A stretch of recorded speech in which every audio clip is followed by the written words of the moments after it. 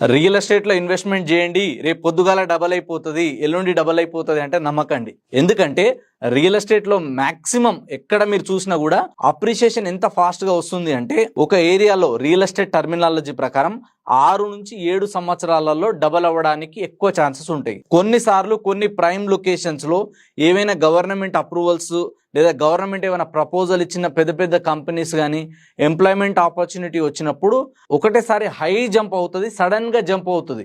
కానీ అన్నిసార్లు అన్ని చోట్ల అలా అవ్వదు. కాబట్టి ప్రాపర్టీ కొనే ముందు 5 to 10 years మినిమం డ్యూరేషన్ పెట్టుకొని మనం ఇన్వెస్ట్మెంట్ చేస్తే సేఫ్ ఉంటుంది, అప్రిషియేషన్ రావడానికి ఎక్కువ స్కోప్ ఉంటుంది. కానీ షార్ట్ టర్మ్ కన్నా మిడ్ టర్మ్ కన్నా లాంగ్ టర్మ్లో ఎక్కువ ప్రాఫిట్స్ వస్తాయి. కాబట్టి మీరు తక్కువ బడ్జెట్లో ఎక్కువ ప్రాఫిట్ రావాలి అనుకుంటే దూరం వెళ్ళైనా సరే లాంగ్ టర్మ్ వెయిట్ చేస్తే కనుక మంచి అప్రిషియేషన్ వస్తుంది.